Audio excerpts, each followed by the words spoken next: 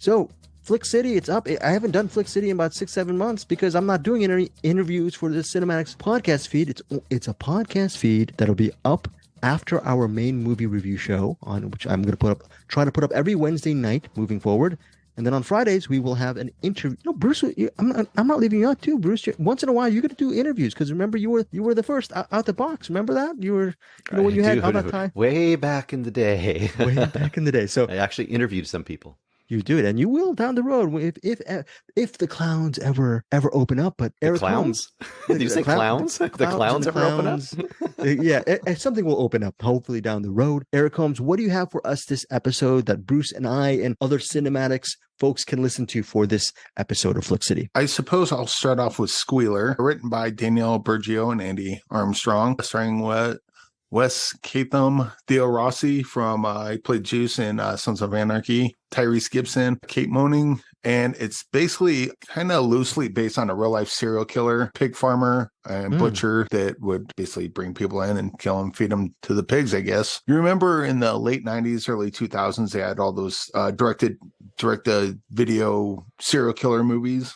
And a lot of them were like they had Dahmer, Ed Gein, Night Stalker, what else? Gacy. Like they had like a bunch of them. This kind of falls into that category, which sounds bad, but I actually kind of dug those kind of series of movies. I kind of like this one, and it has a lot in common with that. Who did you interview for this one? Oh, the writers and the director. So Andy Armstrong and Danielle Burgio. Okay. Yeah. I cannot tell you what we talked about because I don't remember because that was a couple days ago. Okay. And my brain doesn't go that far back. Okay. But I will say Andy, I did find out that Andy Armstrong was related to Jesse B. Johnson, so that was exciting to know about because they both have extensive stunt background. Both Danielle and Andy do, and so we got to talk a little bit about like kind of how that transfers from one method of filmmaking to another. Do you have a rating for Squealer? Just gave a rating for Five Nights at Freddy's of 3-star banger, and I like Squealer much better. So it feels weird giving a 3-star banger. But if you like, if you dug those kind of late 90s, early 2000s serial killer movies, this is going to be right up there with those. I think it's kind of got an added benefit that Squealer is not really based on anyone, so it's got the less grossness that's usually attached to watching a movie about a real life serial killer. So yeah, 3-star banger, definitely. I apologize for bearing the lead. I'm assuming that Squealer is not the lead. It's a 3-star banger and will be interesting. I'm glad that you recommended it, Eric. But we're going to lead off also with your interview with, I believe, Scott Hamilton. Is that Scott Hamilton? Scott Hamilton Kennedy. Scott Hamilton Kennedy and producer Neil deGrasse Tyson. What did you talk to them about? Basically what Shot in the Arm is about is, on the surface, it seems like it's about COVID and vaccines and the disinformation that kind of went along with that. It ended with the, not the spoiler alert, but you kind of got to know this. It ends with the January 6th thing. I've seen so many movies, documentaries that do that. And I was like, what the hell does January 6th have to do with vaccines? Like it didn't connect, and I'm watching the movie and it's not gelling in my head. And then I kind of reflected, and I mentioned this to both deGrasse Tyson, and like I don't get it. And then I reflect on it a while, and I'm like, oh, this isn't about vaccines. This is how disinformation, if let unchecked for long enough, can become a problem. That's what this is about. And so you got to go in it with that kind of mindset, otherwise it's going to go right over your head, just like it did mine. Would you recommend this documentary? The people that need to see it the most will hate this. They won't even give it 2 minutes. So I would, but I mean, I'm barking up a tree, and trees don't typically talk back. So okay, how was that interview with Neil deGrasse Tyson? Were you a little bit intimidated with? Not intimidating. Definitely surprised, because I thought that I was going to interview him, but I wasn't quite sure. Because like I knew he was the producer. I knew for a fact I was going to talk with the director, but I was like, he's probably going to like cancel last minute or something. This is never going to happen. Then I opened up the Zoom link and he was there. I'm like, this is probably one of the greatest things ever. Next to Scott Adkins, this is like the second best, most excited I've been for an interview. Bruce, if you could interview Neil deGrasse Tyson or Scott Adkins, what's your choice? I mean, they're different. I could go for either one, actually. That's fair. That's fair. I mean, at the same time, maybe that would be a lot of fun. Yeah, that's very the only drawback I had to interviewing Neil deGrasse Tyson is, and this is not a bad problem to have, it's probably the problem you want to have, is that we could have went for hours, and like, you know, he's such an engaging and talkative guy, and as is Scott Kennedy, and then to get two people like that they can both kind of respond and hold interesting conversations. I think I talked to them both at the same time within like a 15-minute. It's like, oh, how do you do it? I don't know, but we got through it. We could have gone for hours. I wish someone said that about me, but instead I'm a 50-year-old lonely man. Bruce, what do you think of that? You know, I'm sad. You know, it's just how you use that minute or two that you have. You have to use it wisely. Use it wisely. Okay. Well, hopefully you have more than a minute or two. Shot of the Arm is out right now, I believe. I think it's out in theaters this week at the Angelica, but I will leave a link where you can actually see it on upcoming dates. There's different dates on November 17th, November 3rd, and hopefully it'll have a website as well. What's the other one? Squealer? Squealer. It's, I believe, out in theaters as well on Friday. Yes, Eric, you wanted to say something before I was... Oh, I just want to give a quick star rating on Shot in the Arm. Yes, sir. So the first time I watched it, I was like, this is probably 2.5, 3-star movie. And then once I reflected on it, seeing what the bigger story is, it kind of had value added for me. So probably go 4.5 on that, because it's a lot smarter than I originally gave it credit for. But again, the people that need to see it the most won't give it the time of day. So I'm not faulting the movie for, you know, people not giving it the time of day, but it's just an unfortunate thing with really great documentaries like these. Squealer, 100 minutes, Lionsgate, thriller horror. Eric Holmes, should Bruce Perky waste his time watching this movie? Will it be a movie for him or not? Yes. I think Bruce, I think given what I kind of prepared him for, if he liked those kind of movies, I think he might appreciate Squealer. I don't know. Did you like those like Gacy, Ed Gein kind of type of things? I don't think I've seen many of them, but you know, I could go down that path if I'm in the right mood, you know, for some kind of just B movie versions of like true crime. I could do that. Yeah. Okay. Well, we'll see. It's got that kind of trashy kind of, what do you call it, like a thriller aspect to it, but yeah, it's good stuff. I have one last question for Eric before you like launch into the actual interviews. Does Shot in the Arm include a Weird Al parody of Bon Jovi? And hopefully you're saying yes. Otherwise, it will stay at 4.5 instead of 5. Okay, good. Thank you. Yes, it does. And also, since we finally, after all these months, I'm not even going to call it Flick City, we've opened up these interviews, these new interviews for CinemAddicts.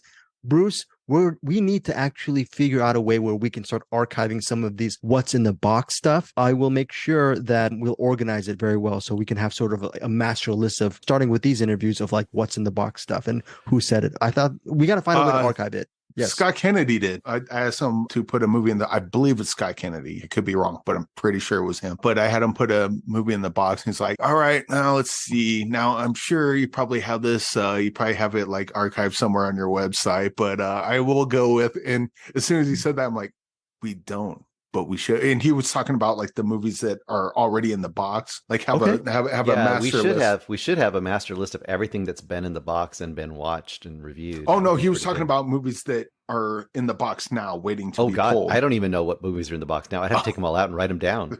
I literally write them down on a piece of paper. I roll them up and I throw them in the box. So I forget they're in there. So sometimes I get them in there 2 or 3 times because I forget that I put it in. I put it in again.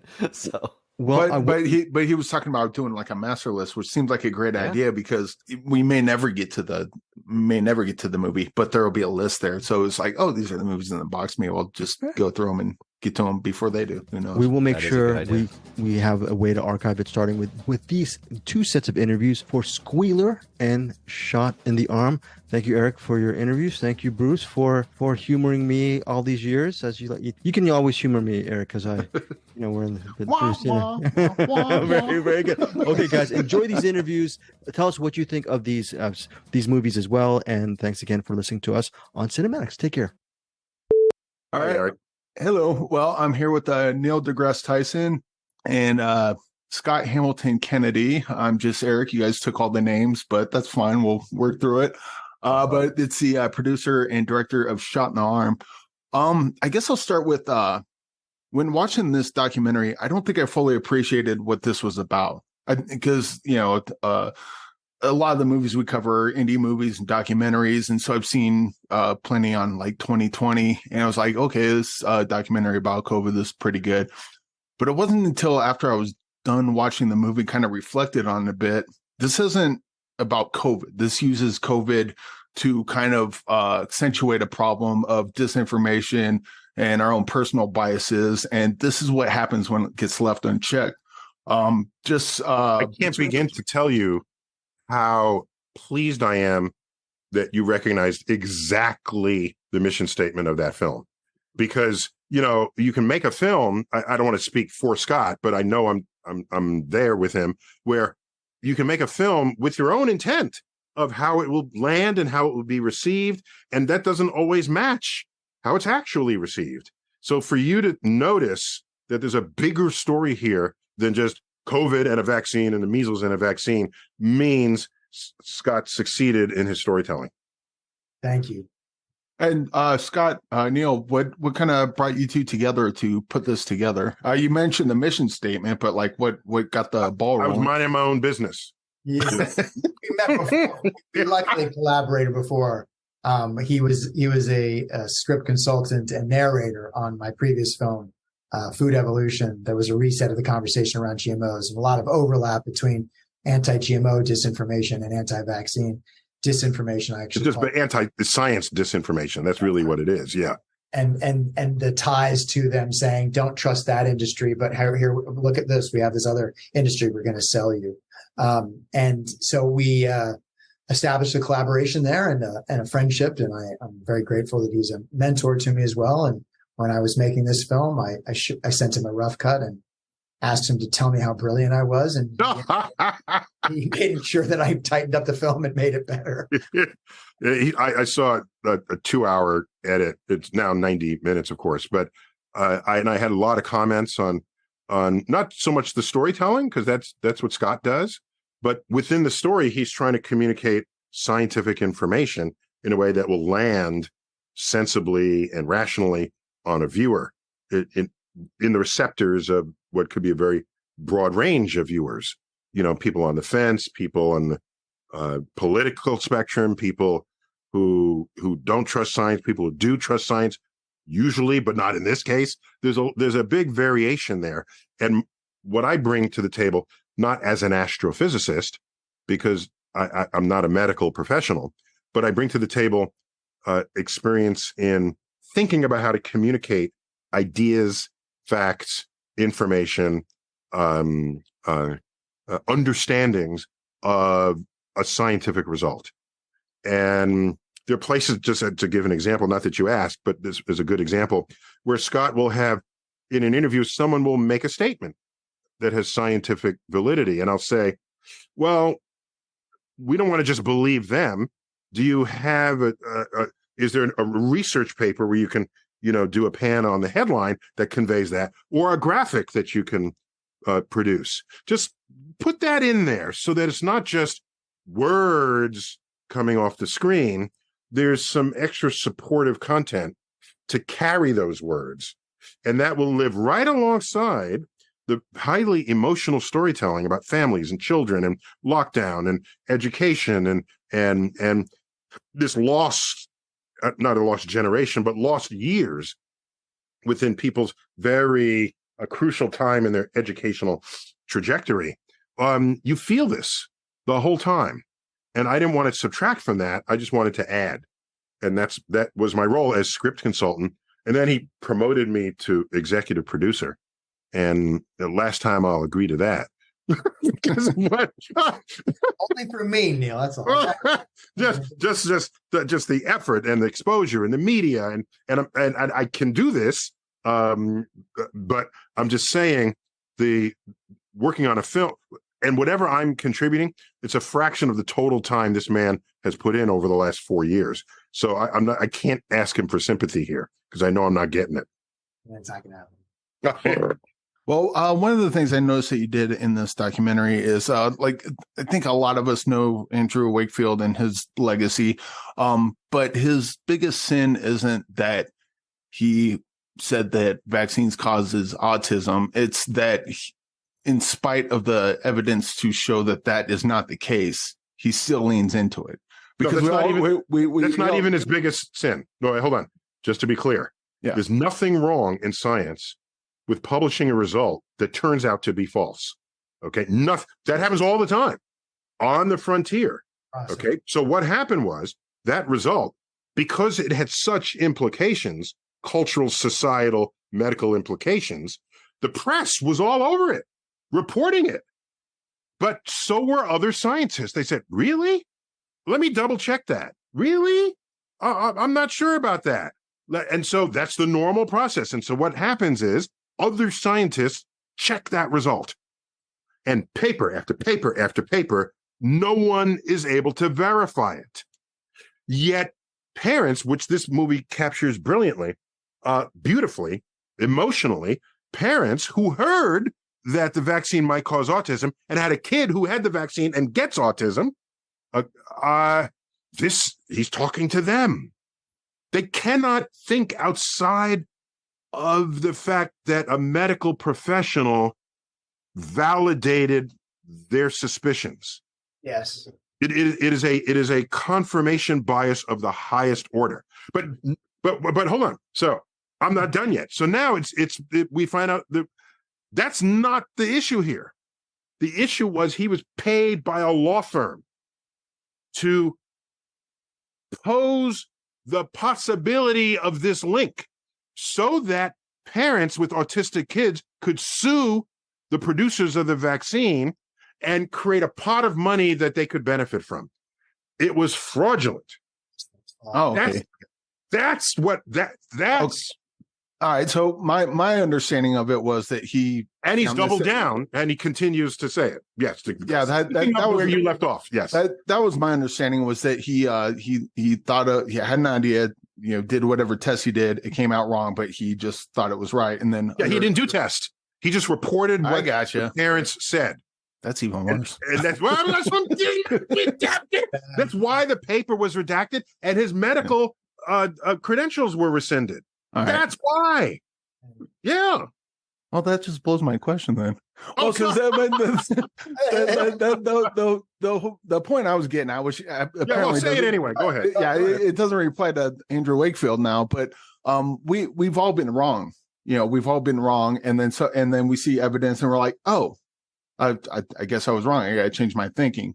But a lot of us have difficulty kind of the things that we believe and hold true in the face of evidence that says otherwise. We have trouble. And I deal with that daily, switching our thinking as an educator daily. And plus, there's the other psychological part of this, where if you are so deeply invested in your own truth, particularly if you are lionized by people around you. In the film, we show RFK Jr.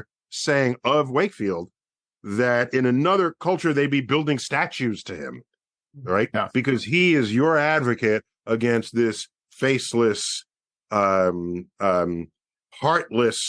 medical establishment. And so, so the point is, if you're deeply invested in it, is he ever going to turn around and say, I was wrong. That doesn't land well with the people who still support him as their hero. So you get stuck in just ego. You get stuck in, it's hard for me to admit I'm wrong. And you get stuck in, I have this huge following. Right. That needs me to keep saying this. And he does. I created this following. The loop. Yes. Disinformation. There it is. Now I have this following that believes in my disinformation. So even if I wanted to go back, well, they didn't want to go backwards. Now it's like I have to keep feeding them. And that's the irony of it, going all the way to January 6th. Excuse me. To January 6th, and seeing that the only reason we included January 6th in the film was because Del Bigtree and other anti-vaxxers were there that day. Yeah, there'd be no reason otherwise, A character, Karen Ernst, points out that she says Donald Trump doesn't even believe, and we've come to see that he didn't believe that the election was stolen, but he needs his followers to believe it. And that is the exact same thing that these people that are fomenting disinformation around vaccines, they just need to keep those followers believing it. so that basically they have a job, and it's dangerous and it's awful. So if you ever get to interview Robert Kennedy Jr., ask him when was the last time he admitted he was wrong. Let's go with never. went to eat a bowl of Rice Krispies. They were bad. That was probably a mistake. Otherwise, I'm perfect and all my ideas are correct. Yeah. Geez. I'm sorry. My brain's all over the place. I'm sorry, I messed you up there. I'm sorry. Oh, no. It's not you. It's me. I didn't drink enough coffee today. But I guess one of the things about challenging your own ideas, like I'm a firm believer that the Earth is not flat. But this is I've never been to space. Maybe the conspiracy theorists are right, so I can do a test. I go up in an airplane. If the Earth is flat, I should be able to see the ice walls around me. I should be able to see other mountains like far off in the distance. I can't. So that kind of helps confirm in a real life scenario that the Earth is not flat. But with something like vaccines, I'm not. I can't do those tests. I wouldn't know how to do those tests. So like how do you challenge your own ideas when all you have is the word of other people? So Scott, give me the 4 words that are some scientists' least favorite 4 words right now are manipulated terribly by the disinformation artists. Do your own research. Yeah. So the problem is you can't do your own research on some topics, right? All right. So what do? Do you find an expert who has their view that differs from everybody else and say, this expert, they got pedigree. I see Stanford there. This is, they're going to follow it. Or do you find the person who's reporting on the consensus of experimental results, which has way more likely to be objectively true than any one person that you follow? So no, you can't say, I want to operate on my dog's brain because it has a brain tumor, so I want to do my own research. No, you're going to take it to an expert. They spend their lives on neurosurgery. Okay. So this whole idea, do your own research, you have to know how you would invoke that. And how can you do that in a way that leaves you aware of your own biases? Because typically when you do your own research, you type something in and it takes you, and the algorithm sees what you just did, and it takes you right to what you want to hear, feeding the misinformation that you think is true. So it's tricky, Eric, because you're pointing out the natural skepticism somebody might have, and the desire to, which is healthy, and the desire to want to do their own research, and then the frustration that's like, well, why do I have to listen to these other experts? Why can't I find out on my own? And it takes humility. It takes trust, right? That you don't just, I'm not trusting in any given expert. I'm trusting in the repetition of the results from a variety of experts. But then I build trust in an institution if they've proven that they're trustworthy, right? So it takes time. And by the way, institutions by definition in this context is an ensemble of people who are participating in getting the result, not an individual who could be a renegade, fringe, or whatever. Have survived the checks and balances of that institution that have checked them to see if they're right. Some people ruthlessly trying to prove them wrong that might be out of ego of a fellow scientist, but using science to see if they can prove them wrong. Mm-hmm. So it's a shame that some of these people have come to refer to as they're not just people that are spreading disinformation are not just corrupt, they're corrosive. They're corroding our trust in these institutions that have taken decades and sometimes centuries for us to come to believe in them. And it's really dangerous. And that doesn't mean we shouldn't check them. Of course we should check them. But that doesn't mean that you try and check them and then you destroy them, which is really lazy and mean and dangerous.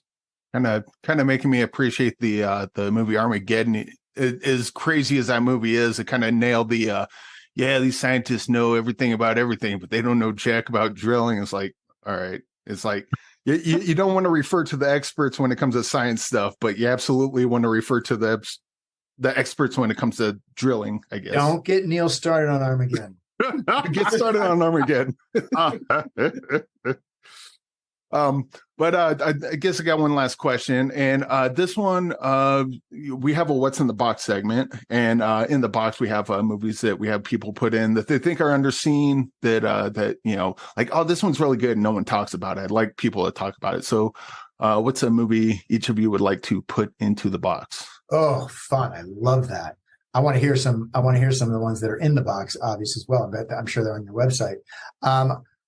Today I will put in the documentary tradition. Today I will put the film Crumb in the box. So Crumb is about R. Crumb, a Zap artist from the popular in the 70s and 80s. Keep on Truckin', the bumper sticker "Keep on Truckin'" is probably his most famous. But with the feet sticking out, yeah. So brilliant artist. But this is such a beautiful portrait of an artist, of an American family, and it's a very damaged American family, and in the hands of a filmmaker that, who loved R. Crumb, had the discipline and the knowledge and the respect for the art of storytelling to not just slobber at his feet and say, "Oh, he's wonderful, let's just show a portrait of how wonderful." No. Get into the complexities of who this guy is. Have an art critic who completely slams him, and it's hilarious. It's a brilliant film, and a beautiful portrait of an American family. Yeah, fantastic film. I would put in the box "Don't Look Up." I love that movie. I love that movie. And I put it in the category of documentary. Same. Everything I know about the press, social media, human behavior, everything tells me that was a documentary. Well, Scott, Neil, thank you for joining me. You got to give us one. Give us one box. What did you put in the box? What'd you put in what do you have? Oh, I mean, I say box movies every week because I'm the host of the podcast. Give us one. I'll give you The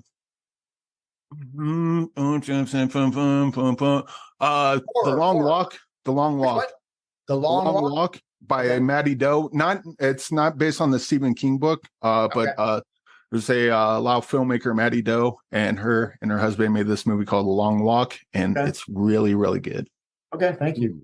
Scary? No, what is it? You have to watch it. Okay, it's different. All right, awesome. But nice to meet you. Where are you based? I'm in Colorado Springs. All right. Oh, no. I'll be down there next year giving a public talk. So. I'll be there. My niece. She's unless I'm in Denver. No, I think I'm in Denver, but that's a stone's throw. It's like 40 minutes away. Yeah. Well, but thank you guys for coming on. And Neil, my niece, she wants to be an astro engineer. I asked her if she wanted to go in space, and she's like, "I want to build the rockets. I don't want to go in one." Yeah, do it. And if she ever does go to space, make sure they have money to bring her back. Okay, make sure the budget is there. All right. Well, thank you guys for joining me. And the movie comes out, premieres in New York, November 3rd. Correct, November 3rd, and then Los Angeles, November 17th. Yep. Find everything more at shotinthearmmovie.com. Hey, thanks for coming. Come on, let's get her in. She's lost a lot of blood. No ID and had multiple lacerations.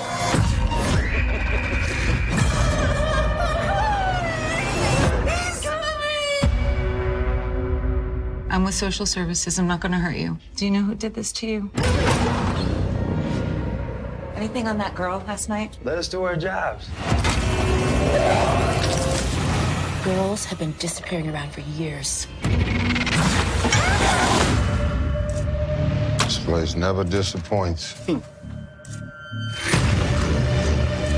What if there really is someone out there killing lots of them? What are you feeding, me? Women get reported missing all the time. Hey. And most of them turn out to be nothing. Be ready. These type of situations are lost cause. Stay the fuck out of my job.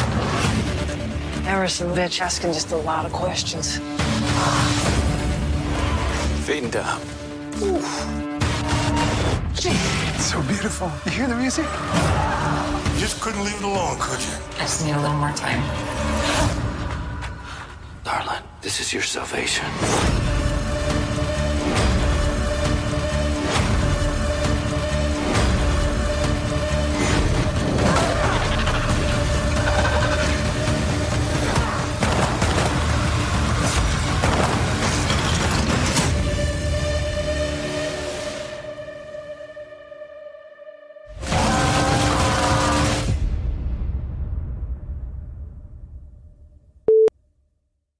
Well, I'm here with Andy Armstrong, Danielle Burgio, director, writers, and producers of Squealer.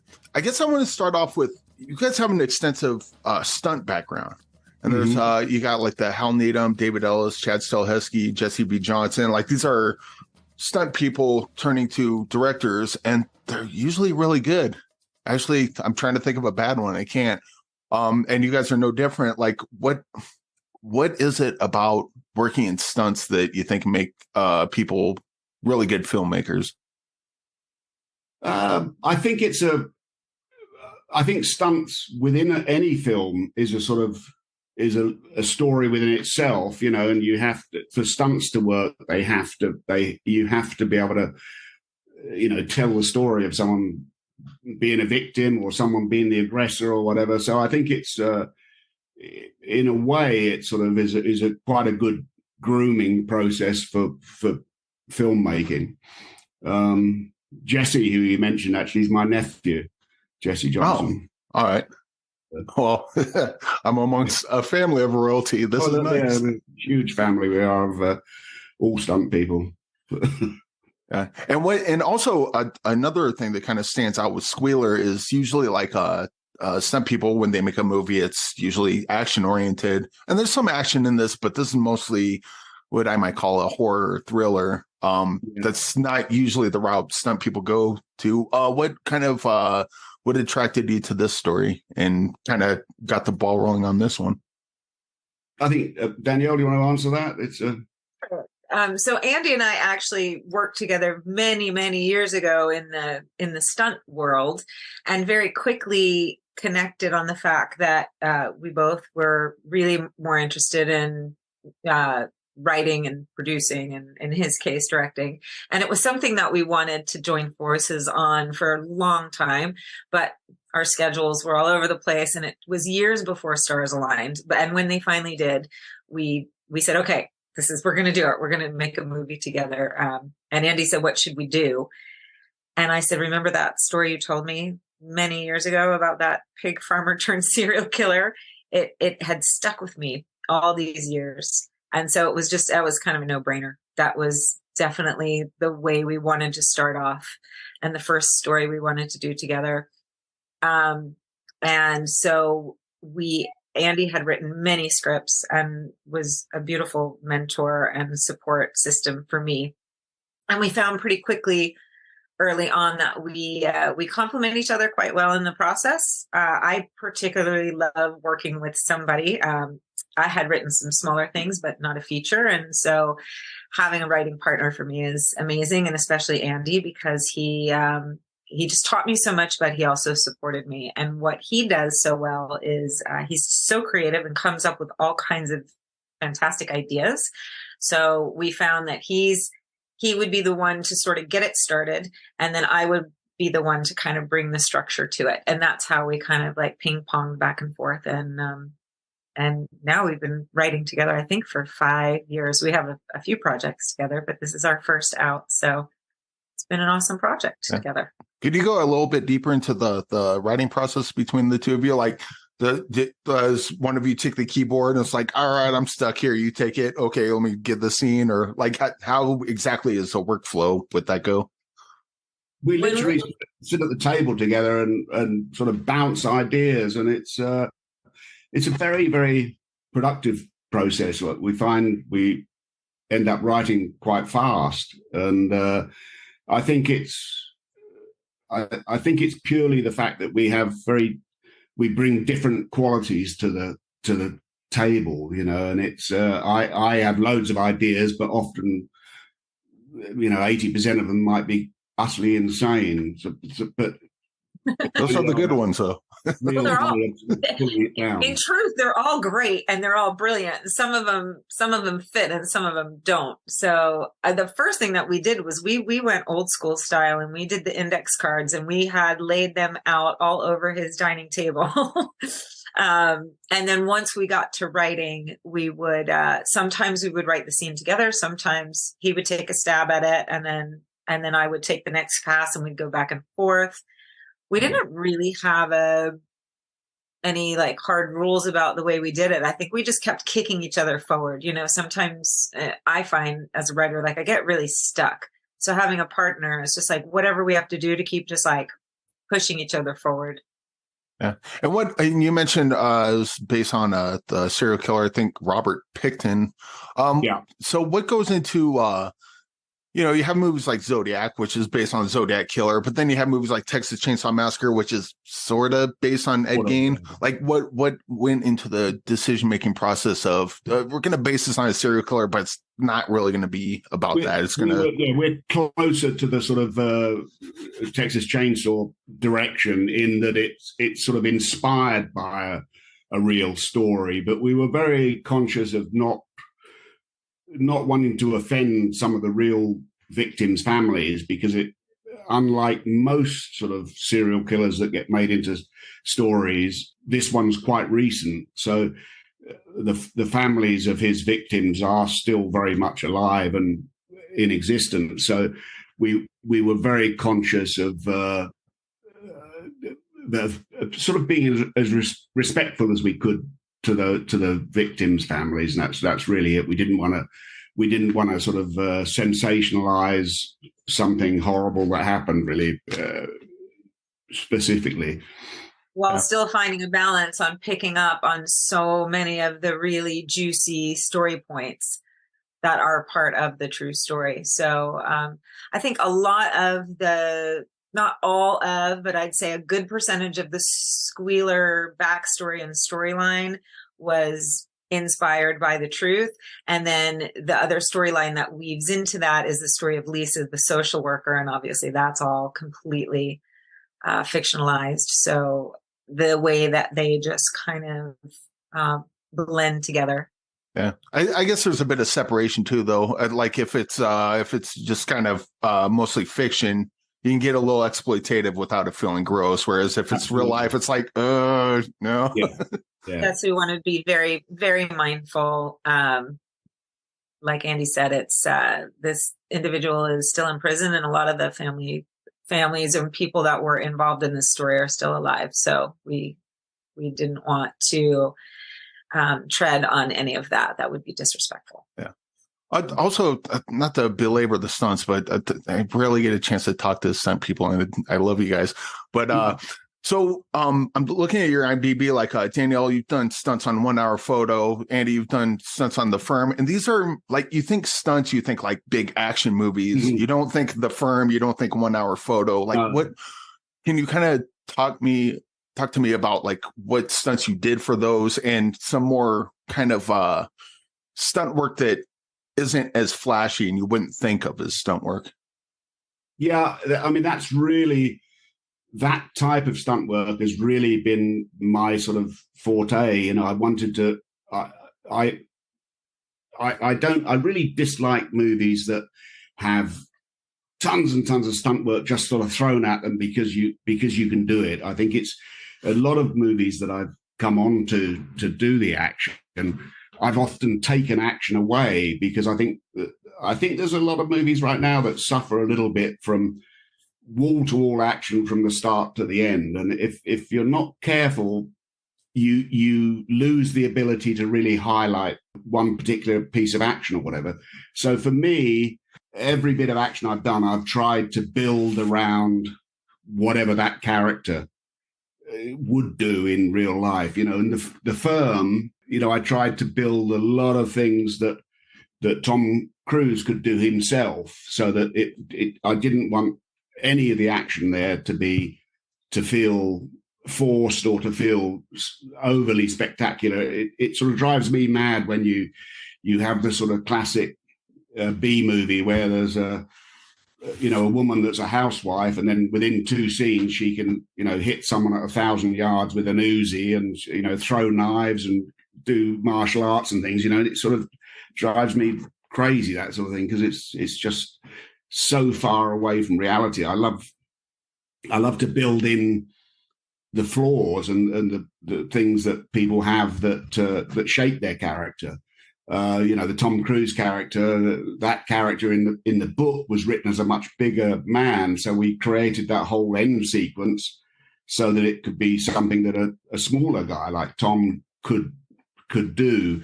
And I think that's really where that's been my profession really over the last 30 something years, is creating action that's believable for that character. And I like to do as much of it as I can with the real actor and not with stunt people. Just use the stunt people often for victims in a fight or whatever, but just try and create action around a character.